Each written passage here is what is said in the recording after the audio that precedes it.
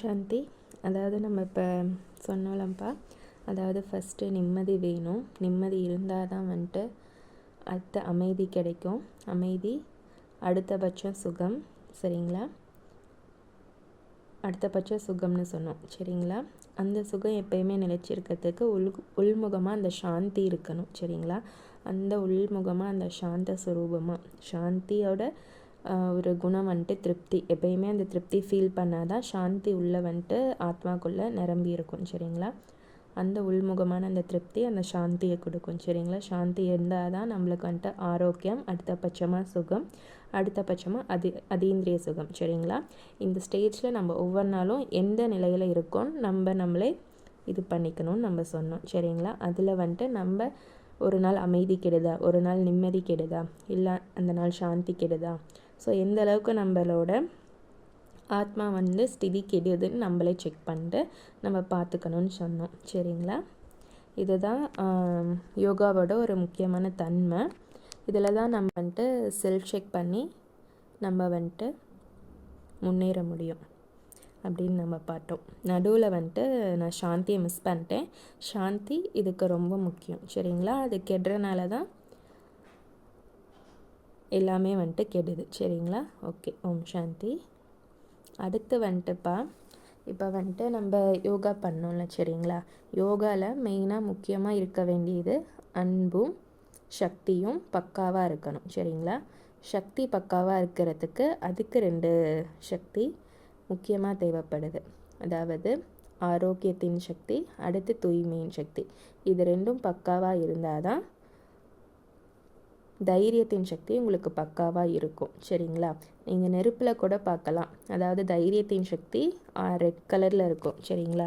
Red கலரில் என்னது ஒரு பவர் குடிக்குதா? சிவன் ரெட் கலரில் தானே இருக்கார். அதே மாதிரி ஆரோக்கியம், தூய்மை. ஆரோக்கியம்னா கோல்டன் கலர் ரைஸ், தூய்மைனா ஆரஞ்சு கலர் ரைஸ். அவர் அந்த ரெட் கலர்லேயே ஆரோக்கியம், தூய்மை அந்த கோல்டன் அண்ட் ஆரஞ்சு கலந்து தான் இருக்கும். இதுதான் சக்திக்கான முதல் அடையாளம். ஸோ சக்தி நம்மக்கிட்ட எப்பயுமே நிலச்சி இருக்கணும். சக்தினா என்ன? நம்ம பலவீனப்படாமல் ஆத்மஸ்திதியில் தைரியமாக, அந்த ஆத்ம தைரியத்தை தான் நம்ம சக்தின்னு சொல்கிறோம். சரிங்களா? அதுக்கு கண்டிப்பாக நம்மளுக்குள்ள சந்தோஷம் இருக்கணும். அதுதான் அந்த சுகத்தின் சக்தி, கோல்டன் கலர் ரேஸ். அதுக்கு அடிப்படையானது தூய்மை. சரிங்களா? தூய்மைனா மனசால் வேணும், எண்ணத்தால் வேணும், அதுக்கு புத்திக்கு சக்தி இருக்கணும், அதை தாரணை பண்ணுற அளவுக்கு. இது 2மே பேஸ்மெண்ட் எல்லாமே ஸ்ட்ராங்காக இருந்தால் நம்ம எப்பயுமே சக்தியில் நிலைச்சிருக்கலாம். நெருப்பில் கூட அதுதான் நம்மளுக்கு ரிஃப்ளெக்ட் ஆகும். சரிங்களா? நெருப்பு மஞ்சள் கலரில் இருக்குல்ல, ஆனால் அதோட சூக்ஷமமாக என்ன இருக்குது? கோல்டன் கலர் ரேஸ் அப்படியே மின்ற மாதிரி இருக்கும். அது மேலே அப்படியே ரெட் கலர் ரேஸு அதை சுற்றி எல்லோ கலர் சுற்றி அந்த ரெட் கலர் மாதிரி இருக்கும்ல, அதுதான் இதோட அடிப்படை தன்மை. நெருப்பு இந்த சக்தியில் இருந்தால் அதுதான் நெருப்பு, சக்தி தான் நெருப்பு. சரிங்களா? இப்படி இருக்கும் போது நம்ம கிட்ட எதுவுமே நெருங்க முடியாது. நம்ம எதாலையுமே பலவீனம் அடைய மாட்டோம். நம்ம நல்ல சக்தியில் இருக்கும் போது. சரிங்களா? இதுதான் சக்தியின் அடையாளம். சிவனுக்கும் அதுதான் குறிக்குது. நெருப்புனாலும் அதுதான் நெருப்புடான்னு சொல்லுவாங்கள்ல, அதுதான் நெருப்பு. ஏன்னா நம்ம ஸ்தூலமாக பார்த்தாலும் நெருப்புக்கு இதுதான் அது சிம்பாலிக்காக ரெப்ரசன்ட் பண்ணுது. ஓகேங்களா? இப்போ அன்பு அந்த சைடு எடுத்துக்கிட்டோம்னா அன்பு என்ன கலரில் இருக்குது? அன்பு ப்ளூ கலர் ரைஸ். நம்ம கூட யோகாவில் அன்பு எல்லாத்துக்கும் கொடுக்கும் போது ப்ளூ கலர் ரைஸ் கொடுப்போம்ல, அன்பு கொடுக்கும் போது ப்ளூ கலர் ரைஸ். அப்போ அன்பு மட்டும் தனியாக நிலச்சிருக்க முடியாது. சக்தியில் இருக்கணும்னா அன்பும் சேர்ந்து இருக்கணும். அதோட பேஸ்மெண்ட்டே ஃபஸ்ட்டு அன்பு தான். சரிங்களா? தூய்மை, ஆரோக்கியம் இது 2ம் சேர்ந்துட்டு சக்தியாக இருக்குன்னா, இது 3மே இருக்கிறதுக்கு ஃபஸ்ட்டு அன்பு வேணும். அன்பு இருந்தால் தான் ஃபஸ்ட்டு யோகாலே உட்கார முடியும். சரிங்களா? அதுக்கு அடையாளமாக தான் நெருப்பில் அடிமட்டம் பேஸ்மெண்ட்டில் உங்களுக்கு ப்ளூ கலர் மாறி மாறி இருக்கும். இது எல்லாத்துக்குமே பேஸ் ப்ளூ கலர் தான். சரிங்களா? அன்பு இருந்தால் தான் சக்தியிலேயே நிலைக்க முடியும்.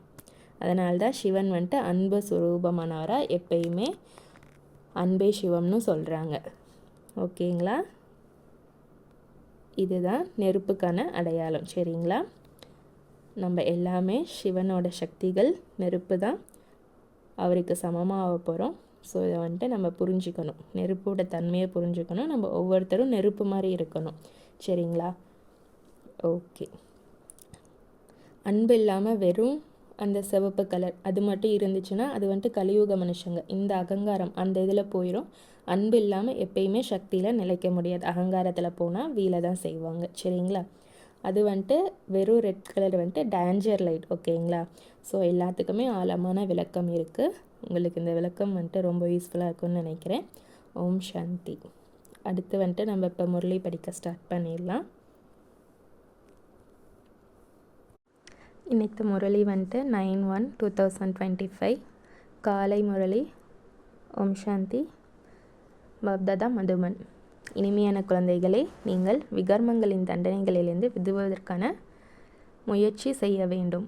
சரிங்களா? விகர்மங்கிறது அது ஒரு தனி டாபிக், பாவங்கிறது அது ஒரு தனி டாபிக். சரிங்களா? அது ரெண்டுக்கும் நிறைய டிஃப்ரென்ஸ் இருக்குது. அது ஒரு நாள் நம்ம பார்ப்போம். சரிங்களா? ஏமாற்று பேர்வழியான மாயை எந்த உறுதிமொழியை தகர்ப்பதற்காக முயற்சி செய்கின்றது? எந்த ஒரு தேகதாரியிடமும் மனிதனிடமும் நாங்கள் மனதை வைக்க மாட்டோம் என நீங்கள் உறுதி எடுக்கிறீர்கள். ஒரு தந்தையை மட்டுமே நினைப்போம், தன்னுடைய தேகத்தை நினைக்க மாட்டோம் என ஆத்மா கூறுகிறது. பாபா தேகம் உட்பட அனைத்தையும் சந்நியாசம் செய்ய வைக்கிறார். ஆனால் மாயை இந்த உறுதிமொழியை மீற வைக்கிறது. தேகத்தின் மீது பற்று ஏற்பட்டு விடுகிறது. யார் உறுதிமொழியை மீறுகிறார்களோ அவர்கள் நிறைய தண்டனை அடைய வேண்டியிருக்கிறது. பாடல். தாயும் நீயே தந்தையும் நீயே. அதாவது சிவனுக்கு வந்துட்டு சிவன் தாய் தந்தையுமா இருக்கிறாரு. அவருக்கு அர்ப்பணம் பண்ணுறோம். அதாவது நம்ம வந்துட்டு சில நேரம் நம்ம தேக அபிமானத்தை கூட விட்டுட்டு வந்துடுவோம். ஆனால் சில பேர் வந்துட்டு குடும்பத்தில் வந்துட்டு நம்ம அன்பு வைக்கிறோன்ட்டு மறுபடியும் தேகத்து மேலேயே பற்று வச்சு அதுலேயே மாட்டிக்குவோம். அதை தான் மாயை வந்துட்டு ரொம்ப பலசாலி. மாயை வந்துட்டு கவர்ந்து இழுத்துக்கிட்டே இருக்குது அந்த மாதிரி சொல்கிறாரு. சரிங்களா? அதுக்கு தான் சிவன் வந்துட்டு அவர் மேலே அன்பு வைக்க சொல்கிறாரு. மற்ற தேகதாரியிடம் நம்மள் உட்பட யார் மேலேயும் அன்பு வைக்கக்கூடாது. சரிங்களா? இது தன்னலமான தன்னலம் மற்றும் பிறநலம் கலந்த சுயநலம். சரிங்களா? சுயநலம் இல்லாமல் மனுஷங்க இருக்க முடியாது.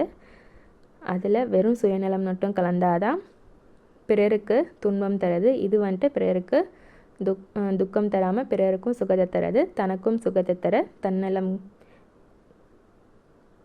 கலந்த பிறநலம் கலந்த சுயநலம். சரிங்களா? இதில் வந்துட்டு நம்ம ரொம்ப தெளிவாக இருக்கணும். சரிங்களா? ஏன்னா நம்ம இதில் தான் திருப்பி ஏமாந்துட்டுருக்குறோம். ஓம் சாந்தி. உயர்ந்ததிலும் உயர்ந்த பகவானுடைய மகிமை செய்யப்பட்டிருக்கிறது. பிறகு நிந்தனையும் செய்யப்பட்டிருக்கிறது. இப்போது உயர்ந்ததிலும் உயர்ந்த தந்தை அவரை அறிமுகத்தை கொடுக்கிறார். ராவண ராஜ்யம் ஆரம்பம் ஆகும்போது தன்னுடைய மேன்மையை காட்டுகிறார். அதாவது சிவன் பரந்தாமத்தில் அவரோட அறிமுகம் கொடுக்கல, ஏதாவது டச் பண்ணி. ஏன் அவர் இங்கே வர காரணம் இருக்குது. நம்ம நம்மளுக்கு ஒரு அவரோட சக்தியின் அனுபவம், அந்த சுகக்கடல் அதெல்லாம் நம்ம அனுபவம் பண்ணோம்ல. ஆத்மாவில் அந்த சுவாசம் வீசினா தானே நம்மளே ஒரு பக்கம் போவோம். அதுக்கு ஒரு வரத்துக்கான காரணமும் இது ஒரு காரணம். சரிங்களா? ஸோ யோகா எந்த அளவுக்கு பவர்ஃபுல்லு, நம்ம ஏன் யோகா குரூப் கண்டக்ட் பண்ணுறோம், எல்லோரும் ஒன்றா சேர்ந்து யோகா பண்ணுறோம், இது எல்லாமே ஒரு எடுத்துக்காட்டு தான். சரிங்களா? ஓகே. அடுத்து ராவண ராஜ்யம் ஆரம்பமாகும்போது தன்னுடைய மேன்மையை காட்டுகிறார்கள். பக்தி மார்க்கத்தில் பக்தியின் ராஜ்யம் நடக்கிறது. அதாவது ராவண ராஜ்யத்தில் அகங்காரம் நிறையா இருக்கும். அதில் தன்னை பற்றியே அவங்க பெருமை பாடிட்டு இருப்பாங்க. அதுதான் சொல்கிறாரு. ஆகவே ராவண ராஜ்யம் எனப்படுகிறது. அதனால தான் ராவண ராஜ்யம்னு சொல்கிறாங்க. சரிங்களா? அது ராமராஜ்யம், இது ராவண ராஜ்யம். ராமர் மற்றும் ராவணன், அதாவது சொர்க்கத்தையும் இப்போ நடக்கிற ராவண ராஜ்யம் நரகத்தையும் கம்பேர் பண்ணி சொல்கிறாரு. சரிங்களா? மற்றபடி அந்த ராமரோ திரேதா யுகத்தில் ராஜா ஆவார். ராமர் திரேதா யுகத்தில் தான் ராமராக வருவார். சத்தியுகத்தில் நாராயணன் தான் வருவார். சரிங்களா? திரேதா யுகத்தில் ராமர் வரும்போது அவருக்கு 2 கலை குறைஞ்சிரும். 2 கலை குறைஞ்சா 4 கேரக்டர் குறைஞ்சிரும். சரிங்களா? ஓகே. 16 கேரக்டர்ஸ் பக்காவாக இருக்கணும். 8 சக்தியிலையும் பக்காவாக இருந்தால் தான் நம்ம சத்தியுக ஸ்டார்டிங்கில் வருவோம். அப்போ ராமரே வராருன்னா நாராயணர் தான் அவர் கலை குறைஞ்சி 2 கலை குறைஞ்சி திரேதாலையும் வராரு. சரிங்களா? ஸோ அப்பயே கலை குறைஞ்சிருது பாருங்கள். இப்போ கலியுகத்தில் 2 கலை தான் மிச்சம் இருக்குது. அதனால தான் ஆத்மா பேட்டரியே எல்லாத்துக்கும் ஓடிட்டுருக்குது. அதுவும் 0 ஆயிடுச்சுன்னா கலியுகம் அழிவு ஆரம்பமாயிரும். இது விளக்கமாக புரிந்து கொள்ள வேண்டிய விஷயமாகும். மற்றபடி புரிய வைப்பதற்கு மிகவும் எளிதான விஷயமாகும். நாம் அனைவரும் சகோதரர்கள். நம்மை அனைவரும் தந்தை ஒரு நிராகாரரை நம்ம எல்லாத்துக்கும் தந்தை ஒரே ஒரு நிராகாரர் தான் இருக்கிறாரு. சரிங்களா, அதாவது அவர் மட்டும்தான் கடவுள். சாக்கார் ரூபம் எடுக்காமல் அவர் எப்பயுமே நிராகாரராக இருக்கார். அதனால தான் நம்ம கடவுள்னு சொல்கிறோம். இச்சமயம் தமது குழந்தைகள் அனைவரும் ராவணனின் ஜெயிலில் சிறையில் இருக்கிறார்கள் என பாபாவிற்கு தெரியும். காமச்சிதையில் அமர்ந்து அனைவரும் கருப்பாகிவிட்டனர். இது பாபாவிற்கு தெரியும். ஆத்மாவில் தான் அனைத்து ஞானமும் இருக்கிறது. இங்கே பாருங்கள், சத்தியுகம் முடிஞ்சு திரேதாயுகம் வருது. திரேதாயுகத்திலேயே ராமருக்கு 2 கலை குறைஞ்சி 4 கேரக்டர் குறைஞ்சிருச்சு. சரிங்களா, 4 கேரக்டர் குறைஞ்சாலும் அங்கே வந்துட்டு காமம் இருக்காது. காமம் இல்லாமல் கலை குறைஞ்சாலும் அங்கே வந்துட்டு சந்தோஷம் இருக்குது. அப்போ சத்யுகம், திரேதாயுகம், துவாபர யுகத்தில் தான் காமம் லைட்டாக ஆரம்பிச்சிருக்கு. அதுவும் காமம்னா உடல் ரீதியான காமம் இல்லை, மனசில் வந்துட்டு ஈர்ப்பு, எதிர்ப்பால் ஈர்ப்பு மட்டும்தான் இருக்கும். அதுதான் காமம்னே சொல்கிறாரு ஃபஸ்ட்டு ஸ்டார்டிங் ஸ்டேஜில் துவாபர யுகத்தில். சரிங்களா, அந்த காமத்துக்கே அந்த சந்தோஷம் ஆத்மாவில் இருக்குது. அப்போ போக போக இன்னும் 2 கலை குறைஞ்சி கலியுகத்தில் தான் இன்னும் விகாரங்கள் காமமே மேலோங்கி நிற்கிது. சரிங்களா, இப்போ காமம் இல்லாமல் 2 கலை குறைஞ்சி கூட எவ்வளோ சந்தோஷம் திரேதாயுகத்தில் நம்ம அனுபவிக்கிறோன்னு பாருங்கள். சரிங்களா, ஓகே. இது பாபாவிற்கு தெரியும். ஆத்மாவில் தான் அனைத்து ஞானமும் இருக்கிறது இல்லையா. இதிலும் அனைத்தையும் விட அதிகமாக நம் மகத்துவம் ஆத்மா மற்றும் பரமாத்மா தெரிந்து கொள்வதற்கு கொடுக்க வேண்டும். ஓகே, ஆத்மா பரமாத்மா, அதாவது இந்த யுகத்தில் இந்த ஜென்மத்தில் மட்டும்தான் நம்ம அவர் கூட டான்ஸ் ஆட முடியும். என்னென்ன பேசணுமோ மனசு ரீதியாக ஆத்ம ரீதியாக எல்லாமே பேச முடியும். ஓகேங்களா, நம்ம சொர்க்கத்துக்கு போயிட்டால் கூட லக்ஷ்மி நாராயணரே இருந்தால் கூட 2 பேரும் அந்த சாந்தி அமைதி எல்லா குணமும் இருப்பாங்க. ஆனால் இப்போ தான் நம்ம வந்துட்டு சிவன்கிட்ட பேசி பேசி விளையாட முடியும். அதனால தான் இதை வந்துட்டு வைர யுகம்னு சொல்லுவோம். சரிங்களா, சத்தியுகத்தை தங்க யுகம்னு சொல்லுவோம். தங்கம் விலை உயர்ந்ததா வைரம் விலை உயர்ந்ததா? வைர யுகம். இப்போ வந்துட்டு சங்கம யுகத்தில் இருக்கிற இந்த யுகம் தான் வைர யுகம். இதுதான் வந்துட்டு நம்மளுக்கு கொடுத்து வச்ச பாக்கியம். சரிங்களா, இந்த யுகத்தை நம்ம தவற விடக்கூடாது. சரிங்களா, அவர் கூட சாந்தியில் நம்ம மனசில் பேசி அவர் கூட விளையாடுறத எப்பயுமே இதை தவற விடக்கூடாது. ஒவ்வொரு நொடியும் அதனால தான் வைர நொடிகள். சரிங்களா, சிறிய ஆத்மாவில் எவ்வளவு நடிப்பு நிச்சயிக்கப்பட்டிருக்கிறது. அது நடித்து கொண்டே இருக்கிறது. தேக உணர்வில் வந்து நடிக்கும் போது சுய தர்மத்தை மறந்து போகிறது. சுய தர்மம்னா என்னது? தூய்மை, தூய்மை, சாந்தி. ஓம் சாந்தின்னு சொல்கிறோம்ல, அதுதான் நம்ம சுய தர்மம். சரிங்களா, தேக உணர்வில் வந்துட்டா சாந்தி மறந்து போயிடும். அதாவது தேக உணர்ச்சி ஆசைக்கு வசமானாலே அங்கே நிம்மதி இல்லாமல் போயிடும். அப்போ சாந்தியும் இருக்காது. ஸோ தன்னோட சுயதர்மத்தை மறக்குது.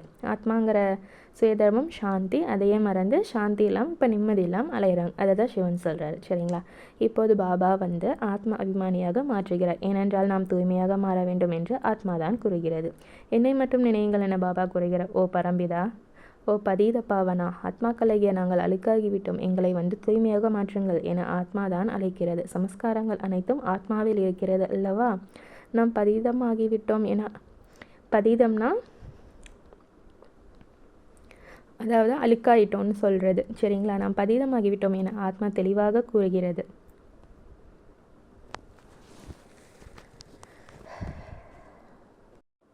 யார் விகாரத்தில் ஈடுபடுகிறார்களோ அவர்களுக்கு பதீதமானவர் என்று பெயர். பதீதமான மனிதர்கள் பரிசுத்தமான நிர்விகாரி தேவதைகளுக்கு முன்பு சென்று கோவில்களில் அவர்கள் மகிமையை பாடுகிறார்கள். குழந்தைகளே, நீங்கள் தான் பூஜைக்குரிய தேவதைகள் என பாபா புரிய வைக்கிறார். 88 பிறவிகள் எடுத்து நிச்சயமாக கீழே இறங்க வேண்டும். இது விளையாட்டு. பதீதத்திலிருந்து பாவனமாகவும் பாவனத்திலிருந்து பதீதமாகவும் மாறுவதற்கான இது விளையாட்டாகும். ஓகேங்களா, அதாவது பதீதம்னா அழுக்காக இருக்கிறது, பாவனம்னா தூய்மையாக இருக்கிறது. ரெண்டும் மாறி மாறி விளையாடுற விளையாட்டுன்னு சொல்கிறாரு. அனைத்து ஞானத்தையும் தந்தை வந்து சைகையினால் புரிய வைக்கிறார். இப்போது அனைவருக்கும் கடைசி பிறவியாகும். அனைவரும் கணக்கு வழக்குகளை முடிக்க வேண்டும். பாபா காட்சிகள் காண்பிப்பார். பதீதமானவர்கள் தனது விகர்மங்களின் தண்டனை நிச்சயமாக அனுபவிக்க வேண்டும். சரிங்களா, நம்மவே எவ்வளோ யோகா பண்ணி எவ்வளோ வந்துட்டு கணக்கை தீக்கிறோமோ அதுக்கு தகுந்த தண்டனை கிடைக்கும். இது சொல்லியிருந்தாருல முரளியில், கர்மாதி தடைஞ்சாலே தண்டனையிலேருந்து தப்பிச்சிடலான்னு சொன்னார். அதுக்கு மேலே நம்ம எவ்வளோ கணக்கு வச்சுருக்கோமோ அதுக்கும் இருக்குது. சரிங்களா, ஒரு பர்சன்ட் வந்துட்டு பிரம்ம பாபா தூய்மையாகாமே ரொம்ப கொடுமையான தண்டனையாக இருந்துச்சு. தயவு செஞ்சு எல்லோரும் தூய்மை ஆயிருங்க அப்படின்னு பிரம்ம பாபா சொன்னார். சரிங்களா, அவர் என்ன அது 8 மணி மாலையில் வர ஃபஸ்ட்டு 2வது சரிங்களா. ஃபஸ்ட்டு வந்துட்டு அம்மா வந்தாங்க, செகண்ட் வந்தார். அவர் வந்துட்டு செகண்ட் வந்தனால தான் ஒரு பர்சன் தூய்மை இல்லாமல் போனதுக்கே அவர் அவ்வளோ வந்துட்டு தண்டனை இருந்துச்சு. அப்போ கர்மாதீத் அடைஞ்சால் இப்போ கர்மாதீத் கண்டிப்பாக அடைஞ்சாதான் நம்ம பாவத்துலேருந்தே தப்பிக்க முடியும் ஓரளவுக்காவது சரிங்களா. கர்மாதீத்தே அப்போ கடைசி ஸ்டேஜ் கிடையாது சரிங்களா. 108 10108 8 மணி மேலே இதெல்லாம் இருக்குது சரிங்களா. 8 மணி மேலேயே இன்னும் உருவாகலை, அதுவே சூட்சமமாக தான் இருக்குது சரிங்களா. நம்ம முயற்சி பண்ணணும். நாம் தண்டனை அடைந்து கொண்டிருக்கிறோம் என ஆத்மா உணர்கிறது. காசியில் கிணற்றில் விழுந்து இறந்து தண்டனையை அனுபவிக்கும் போது செய்த பாவங்கள் எல்லாம் காட்சியாக தெரிகிறது. அப்போது பகவானை மன்னியுங்கள், நாங்கள் மீண்டும் இவ்வாறு செய்ய மாட்டோம் என கூறுகின்றார்கள். காட்சிகள் மனக்கண்ணாடியில் கிடைக்கும் போதுதான் இவ்வாறெல்லாம் மன்னிப்பு கேட்கிறார்கள், துக்கத்தை அனுபவிக்கிறார்கள். ஆத்மா மற்றும் பரமாத்மாவுக்குத்தான் முழு நாடகத்தில் மகத்துவம் இருக்கிறது. அதாவது சில பேர் பாவம் செஞ்சுட்டு அவங்களுக்கே சில நேரம் உறுத்தும் கொஞ்ச நாள் கழிச்சு, அதனால் மன்னிப்பு கேட்டு காசிக்கும் போயிட்டு கழுவிட்டு வராங்க. அப்போ வந்துட்டு அவங்களுக்கு உறுத்தணும், அதனால தான் மன்னிச்சிடுன்னு பாவம் மன்னிப்பு கேட்குறாங்க சரிங்களா. அஞ்ஞானிகளுக்கே அவங்களுக்கு உறுத்துது. அப்போ வந்துட்டு நம்ம எந்த அளவுக்கு பக்காவாக ஆகணும்னு பார்த்துக்கோங்க. அவர்களை வேறு யாரும் அறியவில்லை. ஆத்மா என்றால் என்ன, பரமாத்மா என்றால் என்ன என்பது ஒரு மனிதருக்கு கூட தெரியவில்லை. நாடகத்தின்படி இவ்வாறு நடக்க வேண்டும். குழந்தைகளாகிய உங்களுக்கு கூட இது ஒன்றும் புதியதில்லை. போன கல்பத்தில் நடந்ததுதான் என்ற ஞானம் இருக்கிறது. ஞானம், பக்தி, வைராக்கியம் என்று கூறுகிறார்கள். ஞானம்ல வந்துட்டு நம்ம பழக்க வழக்கங்கள், அதாவது புது சம்ஸ்காரத்துக்கான பழக்க வழக்கங்கள், அதுக்கான வைராக்கியம் இருக்கும். ஆனால் பக்தியில் வந்துட்டு எதுக்கான வைராக்கியம் இருக்குது? ஃபுல்லாமே பகவானே என்னை மன்னிச்சிரு, என்னை வந்துட்டு கருணை கடலாச்சே நீயே, நான் செஞ்ச பாவத்தெல்லாம் மன்னிச்சிரு. அவங்கள மாற்றிக்கிறதுக்கான வைராக்கியம் வைக்க மாட்டாங்க. ஆனால் வந்துட்டு மன்னிச்சிரு, நான் வந்துட்டு என்னை உடம்பால் கஷ்டப்படுத்திக்கிறேன், அதனால் எனக்கு பாவம் குறையுதுன்னு நினச்சிக்குவாங்க. ஆனால் என்ன கஷ்டப்படுத்திக்கிட்டாலும் ஒரு பாவமும் குறைய போகிறதில்ல. அதுதான் நேற்று கூட சொல்லியிருந்தாருல்ல சிவன், நீங்கள் வந்துட்டு நான் வந்துட்டு இரக்கம் காட்ட முடியாது, நீங்கள் எவ்வளோ முயற்சி செய்கிறீங்களோ அதுக்கு தகுந்த மாதிரி தான் காட்ட முடியும் அப்படின்னு சொல்லியிருந்தாருல்ல. கருணை கடல் தான், இரக்க குணம் கொண்டவர் தான். ஆனால் அதே இதில் மற்ற ரிலேஷன்ஷிப்பும் அவர் ப்ளே பண்ணுறாருல்ல.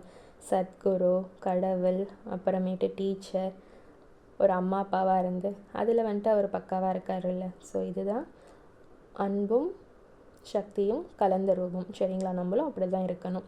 ஞானம், பக்தி, வைராக்கியம் என்று கூறுகிறார்கள், ஆனால் அர்த்தத்தை புரிந்து கொள்வதில்லை. ஆமாம், ஃபுல்லாக வந்துட்டு பக்தியில் எப்படி தேக அபிமானத்தில் இருக்காங்க, மன்னிச்சிருங்கிறாங்க. அந்த மன்னிச்சதுக்கு என்ன தப்பு செஞ்சோம், அதுக்காக நம்ம ஏன் அப்படி செஞ்சோம், அந்த மாதிரி அவங்க சுபாவத்தை மாற்றுறதில்ல. இது செஞ்சுட்டோம், இது கழுவிட்டோம், அந்த மாதிரி. ஏன்னா தேக அபிமானத்தில் இருக்காங்க, வைராக்கியம் விற்கிறதில்ல. இதுதான் அங்கே பிரச்சனை சரிங்களா. இதுதான் ஞானம் எடுத்தவங்களுக்கும் ஞானம் எடுக்காத அஞ்ஞானிகளுக்கும் வித்தியாசம் சரிங்களா. நம்மளே வந்துட்டு அப்பப்போ பாடுவோம், இறக்கம் காட்டேன் அப்போ சிவன்கிட்ட வந்துட்டு, அது வந்துட்டு நம்ம தேக அபிமானத்தில் பண்ணுறது தான். பண்ணுவார், ஒரு சில டைம் அன்பால் பண்ணுவார், அது வந்துட்டு நம்மளுக்கு வந்துட்டு தைரியம் கொடுக்கறதுக்காக ஒவ்வொன்று பண்ணுவார். ஆனால் ஃபுல்லாக அப்படியே பண்ணிகிட்டு இருக்க மாட்டார் சரிங்களா. நம்ம தான் முயற்சி செஞ்சு நம்ம அடுத்தது அவருக்கு நெருக்கமாக போகணும். நெருக்கம்னா மனசோட நெருக்கத்துக்கு போகணும் சரிங்களா. அப்போ ஆத்ம ஜோடி மின்னும் போது அவரே திரும்பி பார்ப்பார். ஆத்ம வாசம் அவருக்கு வீசும் கண்டிப்பாக. இப்போ அவரே அந்த மனுஷனையும் திரும்பி பார்ப்பார் சரிங்களா. பாபா இந்த சாதுக்களின் தொடர்பில் நிறைய இருந்திருக்கிறார். பெயர் மட்டும் எடுக்கிறார்கள். நாம் பழைய உலகத்திலிருந்து புதிய உலகத்திற்கு செல்கிறோம் என்றால் பழைய உலகத்தின் மீது நிச்சயம் வைராக்கியம் வர வேண்டும் என இப்போது குழந்தைகளாக நீங்கள் நன்கு புரிந்து கொள்கிறீர்கள். இதன் மீது ஏன் பற்று வைக்க வேண்டும்? எந்த ஒரு தேகதரையின் மீதும் பற்று வைக்கக்கூடாது என நீங்கள் உறுதி எடுத்து விட்டீர்கள். நாம் ஒரு தந்தையை தான் நினைப்போம் என ஆத்மா கூறுகிறது. நம்முடைய தேகத்தை கூட நினைக்க மாட்டோம். பாபா தேகம் உட்பட அனைத்தையும் சந்நியாசம் செய்ய வைக்கிறோம். பிறகு மற்றவர்களின் தேகத்தின் மீது நாம் ஏன் பற்று வைக்க வேண்டும்? யார் மீதாவது பற்றிருந்தால் அவர்களின் ஞாபகம் வந்து கொண்டே இருக்கும். பிறகு ஈஸ்வரரின் ஞாபகம் வராது. உறுதிமொழியை மீறிவிட்டால் தண்டனை நிறைய அடைய வேண்டியிருக்கும். அதான் மேலே சொன்னோம்ல, அது உண்மைதான். பாருங்கள், சிவன் சொல்லியிருக்கார், நம்பதையும் தேக அபிமானத்தை தியாகம் பண்ணிட்டான். ஆனால் பற்று வச்சு மற்றவங்க நம்ம தேகாபிமானத்தில் இல்லைனாலும் அந்த பற்றால் தேகாபிமானம் தூண்டுது பாருங்கள். அதுதான் இங்கே சிவனும் சொல்லியிருக்கிறாரு. அதை வச்சு மறுபடியும் நம்ம தண்டனை அடைய வேண்டியதாக இருக்குது. அவர் கொடுத்த வாக்கையும் நம்ம மீறிடுறோம்னு சொல்கிறாரு. பதவியும் குறைந்து போகிறதாக எவ்வளவு முடியுமோ பாபாவை தான் நினைக்க வேண்டும். மாயை மிகவும் ஏமாற்றக்கூடியது. இந்த நிலையிலும் மாயாவிடமிருந்து தன்னை காப்பாற்றி கொள்ள வேண்டும். தேக உணர்வு மிக கடுமையான நோயாகும். இப்போது ஆத்ம உணர்வுடைய ஆகுங்கள். சரிங்களா?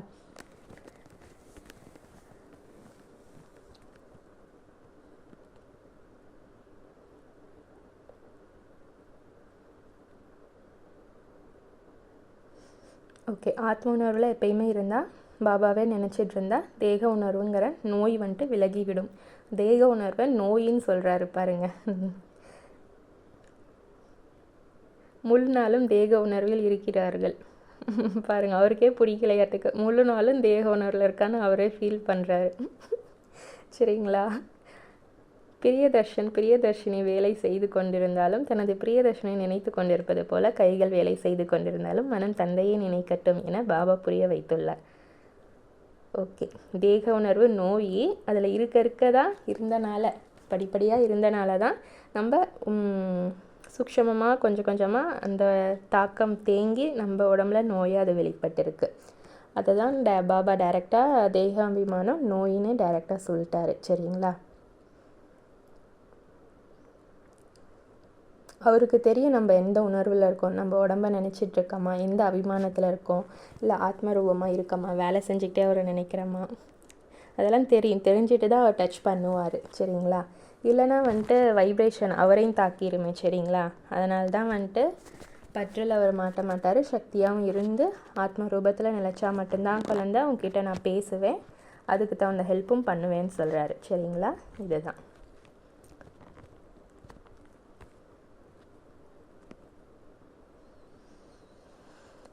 இப்போது ஆத்மாக்களாகிய நீங்கள் பரமாத்மாவிடம் அன்பு வைக்க வேண்டும் என்றால் அவரைத்தான் நினைக்க வேண்டும் அல்லவா? நாம் தேவி தேவதைகளால் மாற வேண்டும், அதற்காக முயற்சி செய்ய வேண்டும் என்பதை உங்களுடைய குறைக்கோள். மாயை நிச்சயம் ஏமாற்றம் தன்னை அதனிடம் இருந்து விடுவித்து கொள்ள வேண்டும். இல்லை என்றால் மாட்டிக்கொண்டு இறப்பீர்கள். பிறகு நிந்தனையும் ஏற்படும், நஷ்டமும் நிறைய ஏற்படும். ஆத்மாக்களாகிய நாம் பிந்துவாக இருக்கிறோம். நம்முடைய தந்தை விதை ரூபமாக ஞானம் நிறைந்தவராக இருக்கிறார் என குழந்தைகளாகிய நீங்கள் அறிகிறீர்கள். இது அதிசயமான விஷயமாகும். ஆத்மா என்றால் என்ன? அதில் எப்படி அறிவற்ற பாகம் நிரம்பி இருக்கிறது. இந்த ஆழமான விஷயங்களை நல்ல நல்ல குழந்தைகள் கூட முழுமையாக புரிந்து கொள்வதில்லை. சில பேர் புரிஞ்சுக்கிறதில்லையாட்டுக்கு. மேலோட்டமாக யோகா பண்ணிட்டு அன்றைக்கி நாளை கழிக்கிறோம், ஏதோ முரளி படிக்கிறாங்களாட்டுக்கு. அதாவது எப்படி புரிஞ்சுக்கணுன்னா, ஆத்மா அதில் எப்படி தேகாபிமானத்தில் சமஸ்காரத்தின் இதால் அழுக்கு படியுது, அந்த அழுக்கை நம்ம எப்படிலாம் நீக்கிறோம், நம்ம தேகாபிமானத்தில் எப்போ வரோம், ஆத்மாபிமானத்தில் எப்போ வரோம், எப்படிலாம் யோகா பண்ணுறோம், எதில் மாற்றோம், மறுபடியும் மாயை எப்படி ஏமாத்துது, மறுபடியும் நம்ம எப்படி பக்காவாக யோகா பண்ணணும், செஞ்ச தப்பு மறுபடியும் செய்யாமல் எப்படி பண்ணணும், இது எல்லாமே நம்ம ரொம்ப நுணுக்கமாக யோசித்து அடுத்தடுத்து முன்னேறினால்தான் நம்ம புருஷார்த்தம் கடைசியில் வந்தாலும் மேலே டக்குன்னு சீக்கிரமாக போக முடியும். சரிங்களா? தன்னை யதார்த்தமாக ஆத்மா என புரிந்து கொண்டு பாபாவையும் பிந்து என புரிந்து கொண்டு நினைக்க வேண்டும். அதாவது நம்ம யதார்த்தமாக நினைக்கணும். யதார்த்தமாக நம்ம தேகம்னு பதிவாயிடுச்சு அப்படி நினைக்க, யதார்த்தமாக நம்ம ஆத்மா தான் அப்படின்னு நினைக்கணும். சரிங்களா? இப்போ கலியுக மனுஷங்களாம் கலியுகனாவே இப்படி தான்ப்பா இருக்கும் அப்படின்னு யதார்த்தமாக சொல்கிறாங்கல்ல, அது மாதிரி சத்தியுகனாவே இப்படி தான்ப்பா இருக்கும்னா சத்தியுகத்தில் வாழ்ந்தேன், அதுதான் யதார்த்தம். அந்த மாதிரி நம்ம நினைக்கணும். சரிங்களா? அதுதான் சொல்கிறாரு. அவர் ஞானக்கடல் விதை ரூபம் இவ்வாறு புரிந்து கொண்டு நினைக்க கஷ்டப்படுகிறார்கள். மேலோட்டமாக இல்லாலும் இதில் நுணுக்கமான புத்தியோடு வேலை செய்ய வேண்டும். நம் ஆத்மா நம்முடைய தந்தை வந்திருக்கிறார், அவை விதை ரூபம் ஞானக்கடல் நமக்கு ஞானம் கூறிக்கொண்டிருக்கிறார். சிறிய ஆத்மாவாகிய நான் தாரணை செய்ய வேண்டும். தாரணை ரொம்ப முக்கியம். தாரணை மென்ஷன் பண்ணியிருக்காரு பாருங்க. இதில் நுணுக்கமாக ஆத்மான்னு உணர்ந்து எப்படிலாம் தாரணை பண்ணுன்னு சொல்லியிருக்காரு பாருங்க. ஆத்மா மற்றும் பரமாத்மா என மேலோட்டமாக நிறைய பேர் கூறிவிடுகிறார்கள். ஆனால் யதார்த்தமாக புத்தியில் புரிந்து கொள்வதில்லை. ஒன்றுமில்லாததற்கு மேலோட்டமாக நினைப்பது கூட சரியே, ஆனால் உண்மையாக புரிந்து கொண்டு நினைக்கும் போது அதிகப்படியான பலன் கிடைக்கிறது. ஆமாம், நம்ம மேலே சொல்லியிருந்தோம்ல, யதார்த்தமாக சில பேர் ஆத்மா பரமாத்மா அவ்வளோதான்ப்பா, இதுதான் யோகா ராஜயோகம், நம்ம பாட்டுக்கு நம்ம வேலையை பார்க்கணும், இதுதான். ஆனால் இதில் நுணுக்கம் போக போக இதில் இவ்வளோ இருக்குது, யோகாவில் எவ்வளோ இருக்குன்னு நம்ம நுணுக்கம் ஆழத்துக்கு போகும்போது, சிவனோட டச்சிங் கிடைக்கும் போது, அவரோட நெருக்கத்துக்கு போகும்போது அவரே நம்மக்கிட்ட பேசுவார். தேக அபிமானத்தில் இருந்தோன்னா அவர் நம்மளை தொடமாட்டார், சரிங்களா. தொடமாட்டார்னா நம்மக்கிட்ட பேச மாட்டார், ஹெல்ப் பண்ண மாட்டார், விளையாட மாட்டார், எதுவுமே பண்ண மாட்டார். அதுதான் தேகாபிமானத்தை விட்டு ஆத்மாபிமானத்துக்கு அவருக்கு நெருக்கத்தில் போனோம்னா அவர் எல்லாமே நம்ம கூட பண்ணுவார், காதலன் மாதிரி எல்லாமே பண்ணுவார், சரிங்களா. ஸோ இதுதான் மேலோட்டமாக புரிஞ்சிக்கக்கூடாது, இதில் ஆழமாக போகணும். ஆத்மானா என்ன, பரமாத்மானா என்ன, அவர் என்ன பண்ணுறாரு, நம்ம என்ன பண்ணுறதுக்காக அவர் இவ்வளோ பாடுபடுறார், எல்லாத்தையும் ஆழமாக புரிஞ்சுக்கணும் அப்படின்னு சொல்ல வராரு, சரிங்களா. அவர்கள் இவ்வளவு உயர்ந்த பதவி பெற முடியாது, அதாவது மேலோட்டமாக நினைக்கிறீங்க, ரொம்ப உயர்ந்த பதவி பெற முடியாது, சரிங்களா. இதில் மிகவும் கடினமான முயற்சி வேண்டும். நான் ஆத்மா மிகச்சிறிய பிந்துவாக இருக்கிறேன், பாபாவும் கூட இவ்வளவு சிறிய பிந்துவாக இருக்கிறார், அவருக்குள் அனைத்து ஞானமும் இருக்கிறது. இது கூட இங்கே நீங்கள் அமர்ந்திருக்கும் போது தான் சிறிது புத்தியில் தோன்றுகிறது. ஆனால் போகும்போது வரும்போதும் இந்த சிந்தனை இருக்கிறதா என்றால் இல்லை, மறந்து போகிறார்கள். முழு நாளும் இதே சிந்தனை இருக்க வேண்டும். இதுவே உண்மையிலும் உண்மையான நினைவாகும். அதாவது இந்த கிளாஸ் கேட்குறோம், போகிறோம், சரி பாபா சொல்கிறாரு, கேட்குறோம், வர்றோம். ஆனால் போகும்போது நான் சிவனை பார்க்க போகிறேன், ஆத்ம ரூப சிவனை பார்க்க போகிறேன், ஒரே ஒரு காதலன் அவரை பார்க்க போகிறேன், அவர் கூட பேசிகிட்டே போகிறேன், வண்டியில் போனேன், பஸ்ஸில் போனால், எப்படி போனாலும் அவர் கூட பேசிகிட்டே போகணும். ஏன்னா போகிறது எதுக்கு, அவரு வீட்டுக்கு, அவரை நினைக்கிறதுக்கு மட்டும்தான் போகிறோம். போகும்போது நினைக்கிறேம்மா, கிளாஸ் முடிச்சுட்டு வரும்போது நினைக்கிறேம்மா, போகும்போது அந்த குஷி இருக்கா, வரும்போது அந்த குஷி இருக்கா, அந்த பேசின குஷி இருக்கா, ஏதாவது டச் பண்ணாரா, ஏதாவது நம்மளுக்கு ஸ்பெஷலாக அன்றைக்கி கொடுத்தாரா, அதெல்லாம் நம்ம ஃபீல் பண்ணணும். அப்போ தான் ஆத்மாவோட ஸ்திதி அதிகமாகிட்டே போகும். உண்மையாலுமே இங்கே அன்பு மூலமாக தான் நம்ம யோகா பக்காவாக அடைய முடியும், சரிங்களா. அன்பு அதில் நல்லா பக்காவாக இருந்தால் சக்தி அவரோட சக்தி பக்காவாக ஆகும், சரிங்களா. நாம் எவ்வாறு நினைக்கிறோம் என சிலர் உண்மையை கூறுவதில்லை, சார்ட் அனுப்புகிறார்கள். ஆனால் தன்னை பிந்து என புரிந்து கொண்டு தந்தையும் பிந்து ரூபத்தில் நினைக்கிறேன் என்று எழுதுவதில்லை, உண்மையாக முழுவதும் எழுதுவதில்லை. மிக நன்றாக முரளி வகுப்பு நடத்துபவர்கள் கூட யோகா மிக குறைவாகவே செய்கின்றனர். தீக உணர்வு நிறைய இருக்கின்றது, இந்த குப்த விஷயத்தை முழுமையாக புரிந்து கொள்வதில்லை. ஆமாப்பா, இங்கே பாருங்கள், நிறைய குரூப் இருக்குது, அதில் என்ன பண்ணுறாங்க, முரளி மட்டும்தான் நடத்துகிறாங்க. இந்த மாதிரி தனியாக யோகா பண்ணுறாங்களா, கிடையாது. யோகா கூப்பிட்டா கூட வரதில்லை. ஸோ சூக்ஷமமாக நம்ம நிறைய யோகா பண்ணணும். இப்போ இந்த மாதிரி நம்ம சூக்ஷமமாக சக்தி கொடுக்க புத்தி தெளிவடையும், ஆத்மாவில் இருக்க புத்தி தெளிவடையும். அது ஒரு அமைதியான ஸ்டேஜ், அந்த கலங்காத அந்த நிலைக்கு போகும்போது தெளிவாக யோசிக்கும் போது ஈஸியாக ஆத்மரூபம், அதாவது சாந்தியின் ரூபம். ஆத்மானால என்ன, சாந்தியின் ரூபம். சாந்தி டச் ஆகும்போது அந்த சாந்தி கடல்கிட்ட இருந்து ஈஸியாக டச்சிங் கிடைக்கும். இதுதான், வேறு ஒன்றுமே இல்லை, சரிங்களா. ஓகே, இதுதான் சொல்கிறாரு சிவன்.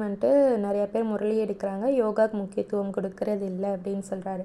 யோகாவுக்கு நம்ம முக்கியத்துவம் கொடுக்கணும், அதனால தான் யோகாவுக்கு அப்புறமே முரளி வச்சுருக்காரு. யோகா முடிச்சுட்டு தான் நம்ம முரளி படிக்கணும். இப்போ கூட நம்ம ஏன் யோகா முடிச்சுட்டு முரளி படிக்கிறோன்னா, யோகா அந்த அனுபவம் அந்த சந்தோஷத்தில் முரளி படிக்கும் போது அதில் பாயிண்ட் வேறு மாதிரி டச் ஆகும். சும்மா சாதாரணமாக முரளி படிக்கிறோமா அப்படின்னு டச் ஆனால் ரொம்ப ஆழமாக டச்சிங் போகாது, சரிங்களா. அந்த குஷியில் படிக்கும் போது அவர் கூட உண்மையாலுமே பேசிகிட்டு இருக்க மாதிரி இருக்கும், சிவன் கூட பேசுகிற மாதிரி.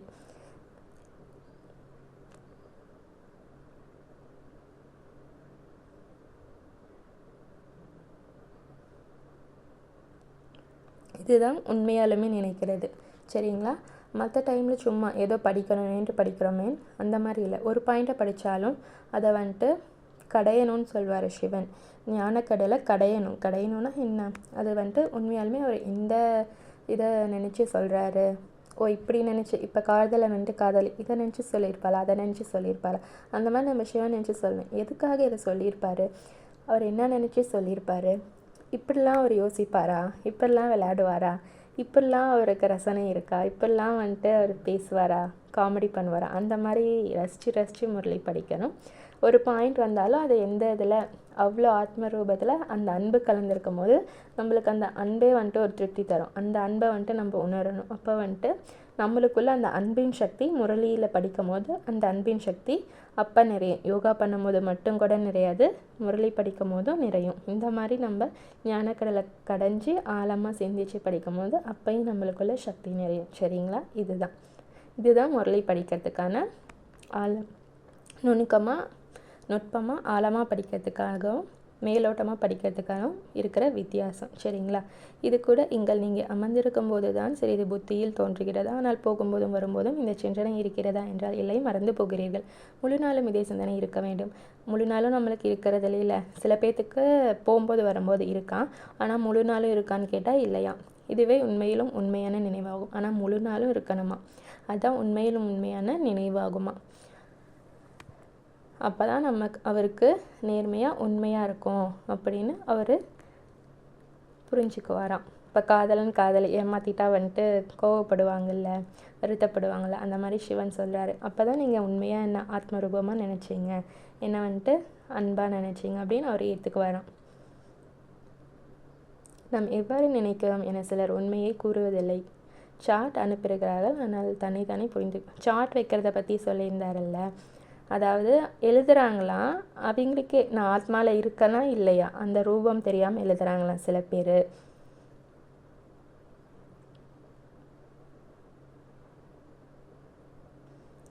உண்மையாலுமே நான் பிந்து ரூபத்தில் தான் சிவனை இந்த பிந்து ரூபத்தில் நினச்சேனா அப்படின்னு எழுதுவது இல்லையா.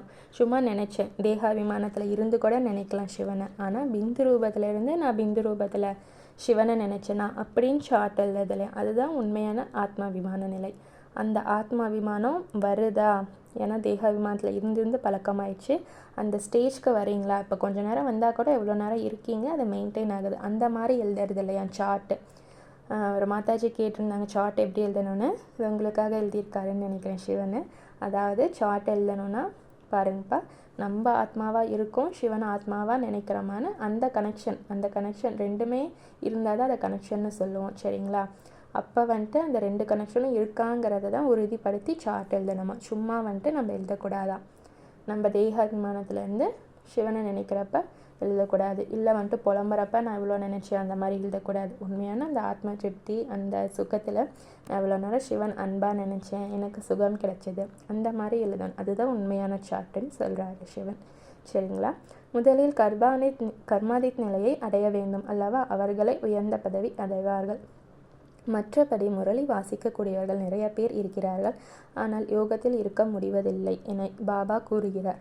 திருப்பி இதே சொல்கிறாரு பாருங்க. முரளி நிறையா வாசிக்கிறாங்களா, ஆனால் யோகா நிறையா பண்ணுறது இல்லையா. யோகா நிறையா பண்ணுறவங்க தான் கர்மாதீத் நிலையை அடைவாங்களாம். நம்ம இந்த குரூப் எதுக்கு வச்சுருக்கோம், யோகா நிறையா பண்ணுறதுக்காக, கர்மாதீத் அடையிறதுக்காக தான்ப்பா. ஸோ எல்லோரும் நல்லா யோகா பண்ணலாம். சரிங்களா? ஓகே. கர்மாதீத் நிலை அடைஞ்சால் தண்டனை குறையும்னு சொல்லியிருக்காரு, ஆனால் தண்டனையே இல்லைன்னு சொல்லலை அவர். சரிங்களா? நேற்று முரளியில் சொல்லியிருந்தாரா. இங்கே இன்னொன்று மென்ஷன் பண்ணியிருக்காரு பாருங்கள். முதலில் கர்மாதீத் நிலையை அடைய வேண்டும், கர்மாதீத் நிலையை அடைய வேண்டும் அல்லவா, அவர்களே உயர்ந்த பதவி அடைவார்கள். அதில் கர்மாதீத் நிலையில் அதுக்கு ஸ்டேஜ் அதுக்கு பதவி பொறுத்து அதில் உயர்ந்த நிலை, அதுக்கு அடுத்த ஸ்டேஜ், அடுத்தடுத்த இது லிஸ்ட்டு, ரேங்கிங் லிஸ்ட் மாதிரி அடுத்தடுத்து அவங்க முயற்சிக்கு தகுந்த மாதிரி அதில் கர்மாதீத்லேயே வரும். ஏன்னா சத்தியயுகத் ஸ்டார்டிங்கில் 9 லட்சம் வராங்கல்ல, கர்மாதீத் அடைஞ்சவங்க மட்டும்தான் 9 லட்சத்தில் ஸ்டார்டிங்லேயே வருவாங்க. அதுக்கு தகுந்த ரேங்கிங்கும் இருக்குது. இதை தான் சொல்ல வராரு. சரிங்களா? உலகத்தில் அதிபதியாவது என்பது சித்தி வீடு போவது கிடையாது. அவர்கள் அல்பகால பதவியை அடைவதற்காக எவ்வளவு படிக்கிறார்கள். வருமானத்திற்கு மூலதானம் இப்போது கிடைத்திருக்கிறது. முன்பு வக்கீல் போன்றோர் எவ்வளவு சம்பாதிக்கவில்லை, இப்போது எவ்வளவு சம்பாதிக்கிறார்கள். குழந்தைகள் தனக்கு நன்மை செய்து கொள்வதற்காக தன்னை ஆத்மா என உணர்ந்து கொண்டு நன்கு தந்தையை நினைக்க வேண்டும். அதாவது வக்கீல்லாம் முன்னாடி ரொம்ப சம்பாதிக்கல போல், அப்புறமேட்டு தான் லேட்டாக தான் வக்கீலுக்கெல்லாம், ஏன்னா கலியுகம்ல சொத்து பிரச்சனை அதிகமானோடனே வக்கீலுக்கும் வந்துட்டு அந்த ஜாப்க்கும் மவுஸ் அதிகமாக இருக்கும். அதனால் வக்கீல் வந்துட்டு நிறைய சம்பாதிச்சிருப்பாங்க. அதுதான் சொல்கிறாரு சிவன். இப்போது எவ்வளவு சம்பாதிக்கிறார்கள். குழந்தைகள் தனக்கு நன்மை செய்து கொள்வதற்காக தன்னை ஆத்மா என உணர்ந்து கொண்டு நன்கு தந்தையை நினைக்க வேண்டும். அதாவது அலௌகீக ஜாபை சொல்லி, அலௌகீக வேலையை சொல்லி அவங்க அதுக்கே சம்பாதிக்கிறாங்க. நம்ம வந்துட்டு இப்போ நம்ம தாரணை பண்ணுறது மூலமாக 5000 வருஷத்துக்கும் நம்ம சம்பாதிச்சு சூக்ஷ்மமாகவும் சம்பாதிக்கிறோம். அமைதி, நிம்மதி, சாந்தி, ஆனந்தம் ஸ்தூலமாகவும் சம்பாதனை கொடுக்குறாரு. ஸோ அப்போ எப்படி உழைக்கணும்னு நம்மக்கிட்ட உணர்த்துறாரு. சரிங்களா? மேலும் திரிமூர்த்தி சிவனின் அறிமுகத்தை மற்றவர்களுக்கு கொடுக்க வேண்டும். அதாவது திரிமூர்த்தி சிவன்னா 3 ரூபமாகவும் இருக்கிறாரு இல்லை, அதாவது பிரம்மாவாகவும் இருக்கிறாரு, அப்புறமேட்டு விஷ்ணுவாகவும் வராரு. அதாவது பிரம்மா உடலில் வராரு, பிரம்மாவாக வந்து ஞானத்தையும் கொடுக்குறாரு, விஷ்ணு உடம்புல தான் வராரு, அதாவது பிரம்மா உடம்பில். அடுத்து சிவன் வந்துட்டு தேக அபிமானத்தில் எடுத்துக்கிட்டனால வெறும் உடம்பை மட்டும் பார்க்குறாங்க. அவர் சிவனாக இருக்கிற அந்த ரூபத்தை பார்க்கல, ஆத்ம ரூபத்தை பார்க்கல. இந்த திரிமூர்த்தி அறிமுகத்தை கொடுக்கணும், எல்லாம் வேறன்னு நினச்சிட்ருக்காங்க உலக மக்கள், இதை கொடுங்க அப்படின்னு சொல்கிறாரு. சரிங்களா? சிவன் என்று கூறுவதால் மற்றும் புரிந்து கொள்ள மாட்டார்கள். திரிமூர்த்தி என நிச்சயம் எழுத வேண்டும். திரிமூர்த்தி மற்றும் மரம் 2 படங்களுமே முக்கியமானவை. திரிமூர்த்தியும் எழுதணும், அப்புறமேட்டு மரப்படியும் எழுதணுமா. ஏன்னா மரம் தான் ஒவ்வொரு படிக்கட்டு மாதிரி ஒவ்வொரு ஆத்மாவும் மேலே ஏறி இறங்கி அந்த மாதிரி வருது. ஒவ்வொரு கல்பத்துலேயும் அதுக்கு தகுந்த ரோல் எடுக்கும் போது கீழே இறங்கி வருது. அதையும் விளக்கணும்னு சொல்கிறார். ஏணிப்படத்தை விட மரத்தில் அதிக ஞானம் இருக்கிறது. ஏணிப்படி டக்குன்னு அவங்களுக்கு வந்துட்டு நீங்கள் இறங்கிக்கிட்டே வந்தீங்க, ஆத்மானெலாம் அவங்களுக்கு புரியாது. ஸோ இறங்கிட்டே வந்தீங்கன்னு சொன்னாலும் அவங்களுக்கு புரியாது. ஆனால் மரத்தை காமிச்சு ஒவ்வொரு ஆத்மாவும் இந்த டைமுக்கு தான் வருது போகுது, அதுக்கு முன்னாடி இவங்க வர்றாங்க. ஆனால் அவங்க காலம் வரப்போ பிறக்கும் போது சில அஞ்ஞானி ஆத்மாக்களே சொல்லுவாங்க. ஸோ அந்த மாதிரி சொன்னிங்கன்னா ஈஸியாக புரிஞ்சுக்குவாங்க. அவங்க இங்கே நேரம் வர்றப்போ அவங்க எங்கே பிறப்பாங்க, அந்த மாதிரி அந்த மரத்தை காமிச்சு நீங்கள் வந்துட்டு ஞானம் சொன்னீங்கன்னா இன்னும் ஈஸியாக புரிஞ்சுக்குவாங்க. அந்த மாதிரி சிவன் சொல்கிறாரு. சரிங்களா? ஒரு புறம் திரிமூர்த்தி நாடக சக்கரம், இன்னொரு புறம் மரம். இந்த பாண்டவ சேனையின் கொடி இருக்க வேண்டும். நாடகம் மற்றும் மரத்தின் ஞானம் கூட தண்டை கொடுக்கிறார். லக்ஷ்மி நாராயணன் விஷ்ணு போன்றோர் யார் இதை யாரும் புரிந்து கொள்வதில்லை. மகாலட்சுமி பூஜை செய்கிறார்கள், லக்ஷ்மி வருவாள் என நினைக்கிறார்கள். இப்போது லக்ஷ்மிக்கு செல்வம் எங்கிருந்து வரும்? 4 புஜங்கள் உடையவர்கள், 8 புஜங்கள் உடையவர்கள் என எத்தனை படங்கள் உருவாக்கி இருக்கிறார்கள்? எதையும் புரிந்து கொள்வதில்லை. 8 to 10 புஜங்களுடைய மனிதர்கள் யாரும் கிடையாது. யாருக்கு என்ன தோன்றுகிறதோ அதை செய்துள்ளனர். அதாவது மனுஷங்க இப்போ எங்கள் மனப்போக்கில் எல்லாம் வாழ்கிறாங்கல்ல, அந்த மாதிரி சிலது மனப்போக்குலையும் எழுதி வச்சுருக்காங்க அந்த மாதிரி அப்படின்னு சொல்கிறாரு.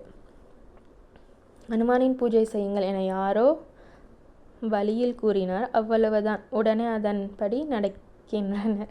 சஞ்சீவி மூலிகை எடுத்து வந்தார் என காண்பிக்கிறார்கள். அதன் பொருளை குழந்தைகாகிய நீங்கள் புரிந்து கொள்கிறீர்கள். சஞ்சீவினி மூலிகை என்பது மன்மனாபவ மந்திரமாகும். சிந்தித்து பார்த்தால் எதுவரை பிராமணனாகவில்லையோ, பாபாவின் அறிமுகம் கிடைக்கவில்லையோ அதுவரை ஒரு நயா பைசா மதிப்பும் இல்லை. பதவியை வைத்து மனிதர்களுக்கு எவ்வளவு அபிமானம் இருக்கிறது. பாருங்க, பதவியை வைத்து மனுஷங்களுக்கு எவ்வளவு அபிமானம் இருக்கிறது. அந்த அபிமானத்தால் தான் அகங்காரமே கலியுகத்தில் உச்சத்தில் ஆடிட்டுருக்கு. சரிங்களா? பதவினா என்ன சொல்லலாம்? படித்த படிப்பும் சொல்லலாம், இருக்கிற சொத்தும் சொல்லலாம், குணத்தை வச்சு கூட சில பேர்த்துக்கு வந்துட்டு அந்த அகங்காரம் இருக்குது. அந்த அபிமானம் வந்தாலே வந்துட்டு அகங்காரம் வந்துடும். அதுக்கு தான் வந்துட்டு தேக அபிமானம் இருக்கக்கூடாது, ஆத்ம அபிமானம் இருக்கணும். சரிங்களா? அவர்களுக்கு புரிய வைப்பதில் மிகவும் கஷ்டம் இருக்கிறது. ராஜ்யத்தை உருவாக்குவதில் எவ்வளவு கஷ்டம் இருக்கிறது. அது உடல் வலிமையாகும். இந்த விஷயம் சாஸ்திரங்களில் இல்லை. உண்மையில் நீங்கள் எந்த சாஸ்திரமும் குறிப்பெடுக்க தேவையில்லை. நீங்கள் சாஸ்திரங்களை ஏற்றுக்கொள்கிறீர்களா என ஒருவேளை கேட்டால், ஆம், இது அனைத்தும் பக்தி மார்க்கத்தினில் என்று கூறுங்கள். யாராவது நம்மளை கேட்டால் சாஸ்திரங்களை ஏற்றுக்கணும், இதெல்லாம் வந்துட்டு பக்தியில் வந்துட்டு நாங்கள் ஏற்றுக்கிட்டோம், இப்போ வந்துட்டு நாங்கள் வந்துட்டு ஞான வழியில் செல்கிறோம் அப்படின்னு நம்ம சொல்லணுமா. ஞான வழியில் செல்லும் போது நான் ஆத்மா, அதே மாதிரி ஆத்மாவாக இருக்கிறது சிவன் ஒருத்தர் தான். இப்போ வந்துட்டு நாங்கள் ஞானத்தில் எடுக்கிறதுனால சிவன் பரமாத்மாவாக இருக்கிறாரு, நாங்கள் அவரை மட்டும்தான் பின்பற்றுறோம், அந்த மாதிரி சொல்லணுமா. சரிங்களா? யாராவது கேட்டாங்கன்னா இப்படி சொல்லணுமா. அவங்க வந்துட்டு நாங்கள் பக்திலாம் செய்யறதில்லை அப்படின்னா அவங்களுக்கு கலியுக மனுஷங்களுக்கு ஒன்றும் புரியாது. இன்னும் எங்கள் பக்தியே செய்யறதில்லை, ஆனால் பக்தியில் கொஞ்சம் ஆழமாக இருக்கவங்க இவங்க பக்தியும் செய்கிறாங்க அதுக்கு மேலேயும் செய்கிறாங்கன்னு கொஞ்சம் யோசிப்பாங்க. ஸோ அந்த மாதிரிலாம் சொல்லுங்கள் அப்படின்னு சொல்கிறாரு. சரிங்களா? இதற்கு ஆன்மீக ஞானம் என்ற பெயர். பரமாத்மா வந்து ஆத்மாக்களுக்கு ஞானம் கொடுக்கிறார், அந்த மனிதர்களுக்கு கொடுக்கிறார்கள். அதாவது இதுக்கு முன்னாடி வந்த மனிதர்களை சொல்கிறாரு, புத்தா அந்த மாதிரி சொல்கிறாரு. மனிதர்கள் ஒருபோதும் ஆன்மீக ஞானத்தை கொடுக்க முடியாது. ஞானக்கடல் பதித பவன லிபரேட்டர், சக்தியை அளிக்கக்கூடிய வள்ளல் ஒரே ஒரு தந்தை தான். அதாவது லிபரேட்டர், முக்கியமாக இந்த விஷயம் பாருங்கள். லிபரேஷன் தான் சக்தி அளிக்குது, லிபரேட்டர் தான் சிவன். நம்ம யோகா பண்ணாலும் கூட அந்த லிபரேஷன், ஆத்ம திருப்தி வந்து ஆத்மாவை வெளியே விடுற அந்த சக்தி வந்தால் தான் நம்மளுக்கே சக்தி அனுபவமாகும். எந்த ஆத்மாத்தை பேசினாலும் தாரணை பண்ணாலும் அவங்கள வந்துட்டு சிறையில் அடைக்கிற மாதிரி பேசக்கூடாது. அப்படி பேசினா அது அகங்காரம் ஆயிரும். அன்பு கொடுக்கும் போது அது தானாகவே விடுவிக்கும். சரிங்களா? இப்போ ஒரு பறவை கூண்டில் அடைச்சி வச்சு நம்ம வச்சுக்கிட்டா அதுக்கு பேர் அன்பு கிடையாது. அதையும் பறக்க விட்டு நம்மளும் சந்தோஷமாக இருக்கிறதுக்கு பேர் தான் அன்பு. சரிங்களா? இப்போ ஒருத்தர் கிளாஸே எடுத்தால் கூட அவங்கள பறக்க வைக்கணும். அதுக்கு பேர் தான் வந்துட்டு உண்மையான ஆத்மாபிமானத்துலேருந்து சிவன் சேவையை செய்கிறது, அவங்களையும் முன்னேற்றக்கூடியது. அப்போ தான் அவங்களுக்கும் பதவி கிடைக்கும், தானும் உயர்வாங்க, அடுத்தவங்களையும் உயர வைப்பாங்க. அடுத்த ஆத்மாவை லிபரேஷன் கொடுக்கறது, லிபரேட் பண்ணுறது தான் உண்மையான ஆத்ம திருப்தி அவங்களுக்கு கொடுத்து முக்தி கொடுக்கறது. சரிங்களா? ஓகே, ஓம் சாந்தி. இது செய்யுங்கள் என பாபா தான் புரிய வைத்து கொண்டிருக்கிறார். சிவஜெயந்தி என்று எவ்வளவு குழப்பத்தை ஏற்படுத்துகிறார்கள் பாருங்கள். டிரான்ஸ்லைட் படம் சிறியதாக இருந்தாலும் அனைவருக்கும் கிடைக்கட்டும். உங்களுடையது முற்றிலும் புதிய விஷயமாகும், வேறு யாரும் புரிந்து கொள்ள முடியாது. அதாவது டிரான்ஸ்லைட்னா ரெட் கலர் லைட்டை சொல்கிறார். சின்னதாக இருந்தாலும் பரவாயில்லன்னு சொல்கிறாரு. நம்மள மாதிரி யாரும் புரிஞ்சிக்க முடியாதுன்னு சொல்கிறேன். நிறைய செய்தித்தாளில் போட வேண்டும், குரல் எழுப்ப வேண்டும். இப்படி சென்டர்கள் திறக்கக்கூடியவர்களுக்கு வேண்டும். சென்டரில் திறக்கிறவங்க இப்பெல்லாம் யோசித்து இந்த மாதிரி செய்யணுமா. இப்போது குழந்தைகளாகிய உங்களுக்கு இந்தளவிற்கு போதை ஏற்படவில்லை. வரிசை கிரமத்தில் முயற்சிக்கு ஏற்ப புரிய வைக்கிறார்கள். இவ்வளவு குமாரிகள் இருக்கிறார்கள். நல்லது. பிரம்மாவின் பெயரை எடுத்துவிட்டு வேறு யாருடைய பெயரை வேண்டுமானாலும் போடுங்கள். ராதாகிருஷ்ணரின் பெயரை போடுங்கள். சரி, பிரம்மகுமாரிகள் இங்கிருந்து வருவார்கள். வாய்வழி வம்சம் பிகே என்றால் யாராவது பிரம்மா வேண்டும் அல்லவா? ராதாகுமாரி கிருஷ்ணகுமாரி அந்த மாதிரிலாம் சொல்ல முடியாதுல்ல. வாய்வழி வம்சமாக பிரம்மான்னு ஓதுறதுக்கு யாராவது வேணும்ல. ஸோ அதை சொல்கிறாரு. குழந்தைகள் போக போக நிறைய புரிந்து கொள்வார்கள். செலவு செய்து தான் ஆக வேண்டும். பதங்களில் மிக தெளிவாக இருக்கிறது. லக்ஷ்மி நாராயணனின் படம் மிகவும் நன்றாக இருக்கிறது. நல்லது.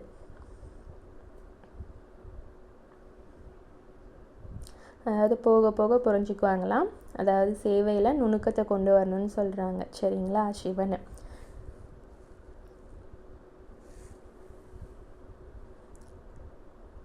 செலவு செய்ய வேண்டி இருந்துச்சுன்னா அந்த நுணுக்கத்தில் செலவு செஞ்சு கொண்டு வாங்க, அந்த மாதிரி சொல்கிறாங்க. இனிமையிலும் இனிமையான காணாமல் போய் கண்டெடுக்கப்பட்ட செல்லமான சேவை செய்யக்கூடிய கட்டளைக்கு கீழ்ப்படைந்த உண்மையான வரிசை கிரமத்தில் முயற்சிக்கு ஏற்ப குழந்தைகளுக்கு இங்கே பாருங்கள், எல்லாத்தையும் போட்டார். கல்ப விருட்ச மரத்தை இங்கே கொண்டு வந்தார். கட்டளைக்கு கீழ்ப்படிந்த உண்மையுள்ள வரிசை கிரமத்தில் முயற்சிக்கு ஏற்ப குழந்தைகளுக்கு தாயும் தந்தையும் ஆகிய பாப்தாவின் அன்பு நினைவுகள் மற்றும் காலை வணக்கங்கள். ஆன்மீக குழந்தைகளுக்கு ஆன்மீகின் தந்தையின் நமஸ்தே. தாரணை என்ன சொல்லியிருக்காருன்னா, கர்மாதீத் ஆவதற்கு பாபா கூர்மையான புத்தியினால் புரிந்து கொண்டு உண்மையாக நினைக்க வேண்டும். படிப்பின் கூடவே யோகத்தில் முழு கவனம் வைக்க வேண்டும். கர்மாதீத்க்கு யோகா ரொம்ப முக்கியம்ப்பா. கர்மாதீத் அடையிறாங்கன்னா ரொம்ப நேரம் யோகா பண்ணுவாங்க.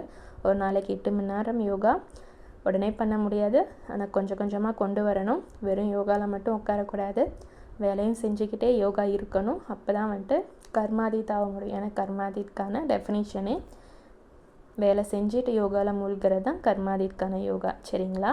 ஓம் சாந்தி. ஆனால் வேலை செஞ்சுட்டே நான் யோகா செய்கிறேன், யோகாவில் நான் உட்கார மாட்டேன் அப்படின்னு இருக்கக்கூடாது. உட்காந்தா தான் ஃபஸ்ட்டு கர்மாதீத் யோகாவே வரும், கர்மாதீத் நிலையை அடைய முடியும். ஃபஸ்ட்டு உட்காந்து அந்த பயிற்சி பண்ணணும், அடுத்து தான் வேலை செஞ்சுக்கிட்டு பயிற்சி பண்ணணும். அது நமக்கே தோணும், இந்த டைம் வந்துட்டு நம்ம யோகாவில் ஃபுல்லாக கான்சென்ட்ரேட் பண்ணலாம், இப்போ வந்துட்டு நம்ம ஓரளவுக்கு யோக சக்தி இருக்குது, நம்ம வேலை செய்யலாம், வேலை செஞ்சுட்டு கர்மாதீத் நிலையை அனுபவம் செய்யலாம். அந்த மாதிரி நமக்கே வந்துட்டு உள்ளுணர்வு தோணும். அப்போ எப்போ நம்ம ஸ்விட்ச் பண்ணிக்கணுமோ அந்த மாதிரி ஸ்விட்ச் பண்ணி நம்ம வந்துட்டு அனுபவம் செஞ்சு அடுத்தடுத்த ஸ்டேஜ் நம்மளாக தான் நம்மளை முன்னேற்றிக்கணும். சிவன்கிட்ட சொன்னால் அதுக்கு தகுந்த மாதிரி டச் பண்ணுவார். சரிங்களா? அடுத்து தன்னை மாயாவிலிருந்து ஏமாற்றத்திலிருந்து காப்பாற்றி கொள்ள வேண்டும். யாருடைய தேகத்திலும் பற்று வைக்கக்கூடாது. உண்மையான அன்பு ஒரு பாபாவிடம்தான் வைக்க வேண்டும், தேக உணர்வில் வரக்கூடாது. பற்று மூலமாக யார் மூலமும் தேக உணர்வில் வரக்கூடாதுன்னு சொல்கிறாரு. சரிங்களா? வரதானம். பிரம்ம முகூர்த்த நேரத்தில் வரதானம் கொடுக்கும் மற்றும் தானம் கொடுக்கும் பாபாவிற்கு சமமான வரதானி மற்றும் மகாதானி ஆகுக. பிரம்ம முகூர்த்த சமயத்தில் விசேஷமாக பிரம்ம லோகத்தில் அனைத்து நிவாசி பாபா ஞான சூரியனின் ஒளி மற்றும் சக்தியின் கிரகணங்கள் குழந்தைகளுக்கு வரதான ரூபத்தில் வழங்குகிறார்.